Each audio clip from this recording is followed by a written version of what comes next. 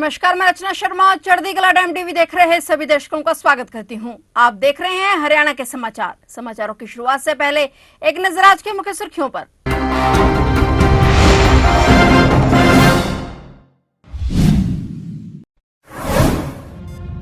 Party को मजबूत करने में जुटे सीएम सैनी, करनाल में आयोजित श्रमिक सम्मेलन को किया संबोधित।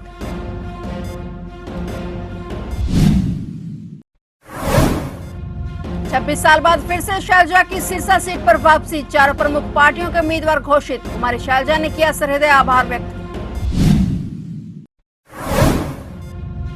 ब्रिज शर्मा बने जननायक जनता पार्टी के नए प्रदेश अध्यक्ष, असम से लड़ चुके हैं 20 चुनाव। दुष्यंत चौटाला ने दी शुभकामनाएं।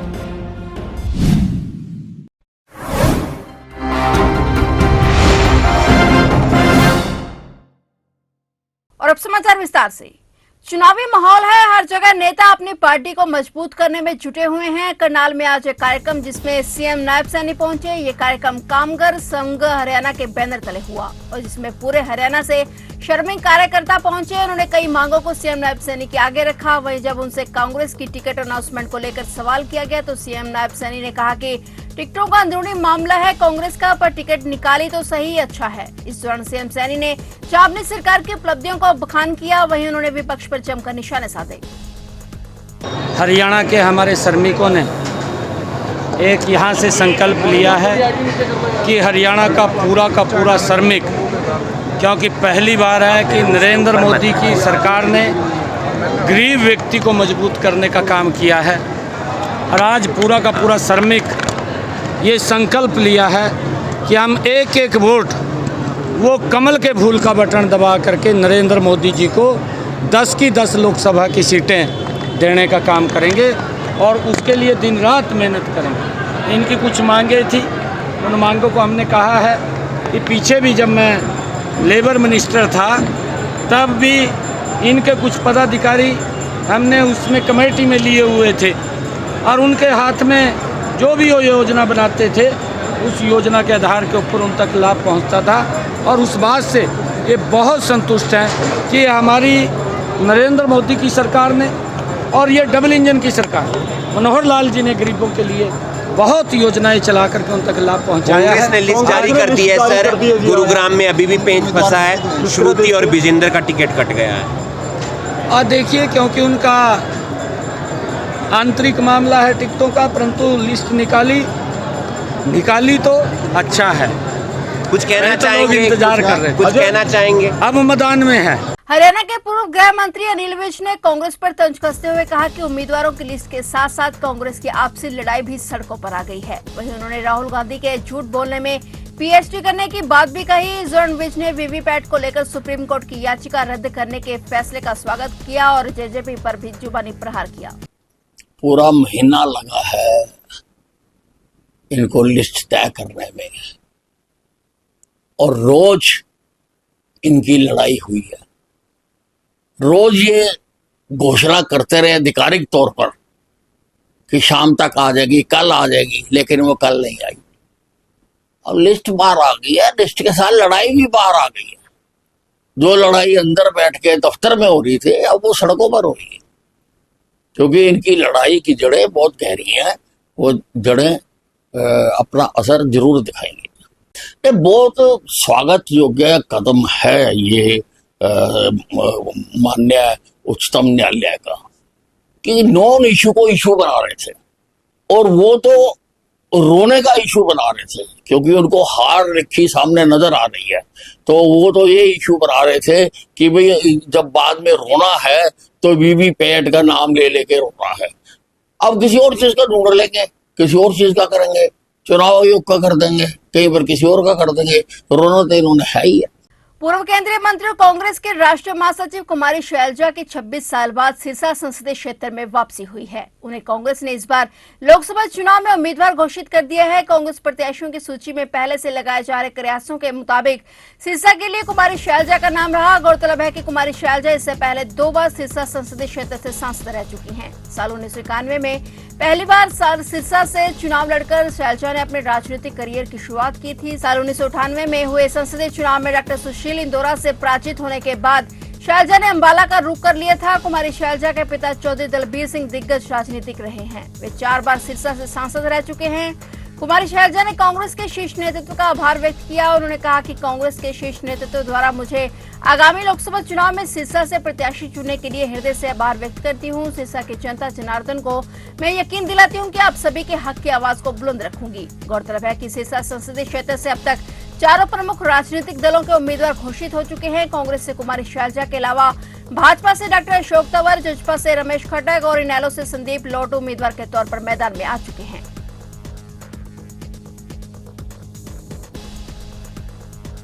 चंडीगढ़ में भारतीय जनता पार्टी की तरफ से अपना चुनावी घोषणा पत्र जारी कर दिया गया है और इस मौके पर भाजपा के प्रधान जितेंद्र पाल मल्होत्रा और उम्मीदवार संजय टंडन हाजिर रहे। यह समागम सेक्टर 43 के एक निजी होटल में रखा गया था। इस मौके पर उन्होंने अपने घोषणा पत्र के बारे में विस्तार से बताया। साथ ही साफ किया कि इसमें हर मुद्दे को शामिल किया गया है। सड़कों से लेकर बुजुर्गों की सेहत तक ख्याल रखा गया है। इसके अलावा चंडीगढ़ में एशिया का सबसे बड़ा रेलवे स्टेशन बन रहा है। इससे 20,000 से अधिक लोगों को रोजगार मिलेगा। बीजेपी का दावा है कि संकल्प पत्र जारी करने से पहले लोगों से खुले सुझाव मांगे थे और इसी आधार पर यह संकल्प पत्र तैयार किया गया है। सरकार उनके साथ खड़ी है, वो उनका ध्यान रखेगी, तो ये हर व्यक्ति को ये सपोर्ट मिलने जा रही है।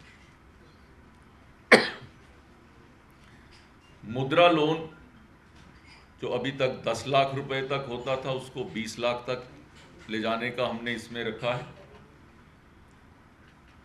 रेडी फड़ी वालों के लिए खास तौर पे हमारे प्रधानमंत्री जी, जिसको कोई नहीं पूछता उसको भी मोदी पूछता है, ये एक नारा ही नहीं, उन्होंने करके भी दिखाया। अभी एक उसका एग्जाम्पल भी मल्होत्रा जी ने कोट किया था, जो चंडीगढ़ का एग्जाम्पल था। लेकिन जो लोगों को पूछते नहीं थे, हमारे प्रधानमंत्री उनको पूजते हैं। ये एक फर्क है। एक बहुत बड़ा चेंज लगभग पिछले 2 वर्षों में आया, जिसमें 1 करोड़ के करीब लखपति दीदियों को बनाया गया। लखपति दीदी, ये शब्द शायद आपने सुना हो। इसका सही दिशा में इसका जो अर्थ है कि जो ऐसे ड्रोन के अंदर आप फर्टिलाइजर डाल सकते हैं, आप उसके अंदर स्प्रे डाल सकते हैं, और गांव के अंदर उन बेटियों को ट्रेनिंग दी गई, उनको ड्रोन दीदी के माध्यम से वो कैसे कम से कम 1 लाख रुपया कमा सकते हैं, क्योंकि वो पूरे गांव के अंदर वो ये सर्विसेज दे सकते हैं। उनको ट्रेन किया गया है और इस बार हमने टारगेट रखा है कि हम 3 करोड़ लखपति दीदियां, जिनको सरकार की मदद से वो कार्य भी शुरू कर पाएंगे। किसान सम्मान निधि जो अभी तक सबको 6,000 रुपये लगभग 11.5 करोड़ लोगों को मिलती थी, वो कंटिन्यू रहेगी। गोहाना के गांव लाट में 1.5 साल के मासूम को संदिग्ध अवस्था में गोली लगने के मामले में सीआईए टीम ने आरोपी पिता को हथियार उपलब्ध कराने के आरोपी को गिरफ्तार कर लिया है। आरोपी गांव गोहाना निवासी अमन उर्फ सूखा है। उसे न्यायालय में पेश करने के बाद न्यायिक हिरासत में भेज दिया गया है। 12 अप्रैल की रात को गांव लाट में अजय की उनके पिता जोरा सिंह के साथ कहासुनी हो गई थी और अजय ने अपने पिता पर गोली चला दी थी। अजय की पत्नी हिमांशी ने बीच बचाव किया तो गोली बेटे यांश की बाजू में लग गई और गोली लगने के बाद अजय हथियार लेकर भाग गया। वहीं हिमांशी और उसके ससुर घायल अवस्था में यांश को खानपुर कला के मेडिकल कॉलेज अस्पताल ले गए, जहां पर घायल का इलाज कराया गया। इसके बाद सदर थाना पुलिस ने आरोपी अजय के खिलाफ मुकदमा दर्ज किया था। पुलिस ने कार्रवाई करते हुए आरोपी पिता अजय को गिरफ्तार किया था। अब पुलिस ने अजय को अवैध पिस्तौल उपलब्ध कराने के आरोपी अमन को बड़ौदा के पास से गिरफ्तार कर लिया है। आरोपी के खिलाफ सदर थाना गोहाना में मुकदमा दर्ज कर लिया गया है। ब्रज शर्मा जननायक जनता पार्टी के नए प्रदेश अध्यक्ष नियुक्त किए गए हैं। करनाल निवासी ब्रज शर्मा जेजेपी के राष्ट्रीय महासचिव रहे हैं। 2019 में ब्रज शर्मा ने संसद विधानसभा चुनाव लड़ा था। वहीं इस मौके पर जेजेपी के नेता दुष्यंत चौटाला ने ब्रज शर्मा को प्रदेश अध्यक्ष नियुक्त करने पर शुभकामनाएं दी।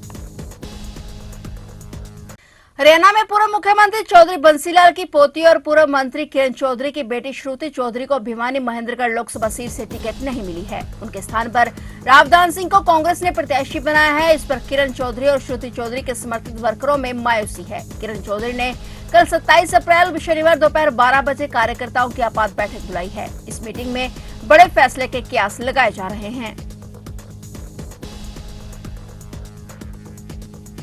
किसानों पर सहकारी सोसाइटी का ब्याज लागू किए जाने के विरोध में भारतीय किसान यूनियन द्वारा करनाल के कोऑपरेटिव बैंक के बाहर रोष प्रदर्शन किया गया और सरकार के खिलाफ नारेबाजी करते हुए रोष प्रकट किया गया। किसानों ने कहा कि सरकार नए नए कानून लागू करके किसानों पर अन्याय कर रही है, लेकिन किसान किसी भी कीमत पर इसे सहन नहीं करेगा। बकयू के प्रदेश अध्यक्ष रतन मान ने कहा कि आने वाले 28 अप्रैल को जींद की जाट धर्मशाला में संयुक्त किसान मोर्चा हरियाणा की बैठक बुलाई गई है, जिसमें इस मुद्दे को जोरों शोरों से उठाया जाएगा और प्रदेश स्तर पर आंदोलन चलाने की रणनीति भी बनाई जाएगी। उन्होंने कहा कि जल्द ही जिले भर की सभी पैक्सों पर किसान पंचायत आयोजित की जाएगी।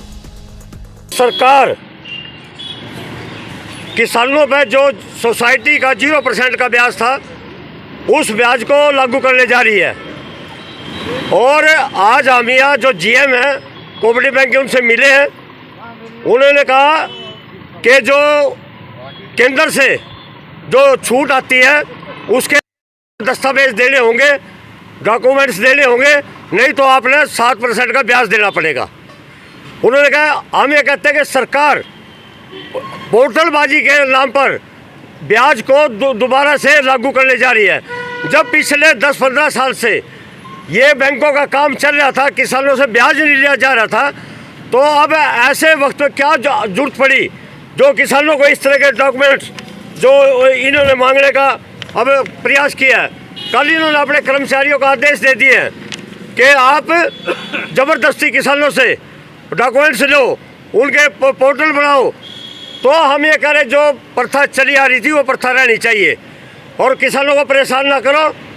और हम सरकार के इस फैसले से संतुष्ट नहीं है, नाराज है।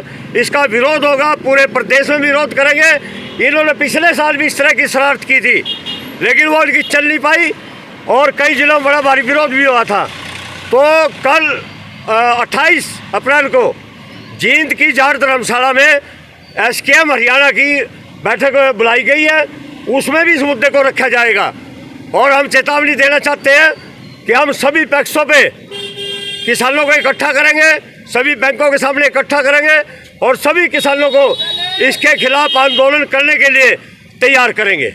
प्रदेश में गर्मी बढ़ने लगी है और लू से बच्चों को बचाने के लिए हरियाणा सरकार द्वारा प्रदेश के सभी स्कूलों में एक एडवाइजरी जारी कर दी गई है, जिसमें अब सभी स्कूलों में पानी पीने के लिए 3 बार घंटी बजेगी। और इसके साथ साथ विभाग के द्वारा यह भी निर्देश दिए गए हैं कि स्कूल में कोई भी प्रोग्राम धूप में नहीं होगा और इसके साथ ही खिड़कियों को भी किसी कपड़े या फिर पर्दे से ढका जाएगा, ताकि बच्चों को राहत मिल सके। यमुनानगर के block education officer Karnail Singh Sandhawa ने स्कूलों में जाकर निर्देशों के बारे में बताया और स्कूल के स्टाफ को भी हिदायतें दी हैं कि सख्ती से इनका पालन करवाया जाए। इस एडवाइजरी में यह भी कहा गया कि स्कूलों में ORS के घोल भी पर्याप्त मात्रा में होने चाहिए। इस एडवाइजरी के जारी होते ही आज यमुनानगर के block education officer Karnail Singh Sandhawa ने स्कूलों में जाकर इन निर्देशों के बारे में बताया और स्कूल के स्टाफ को हिदायतें दी हैं कि सख्ती से इनका पालन करवाया जाए।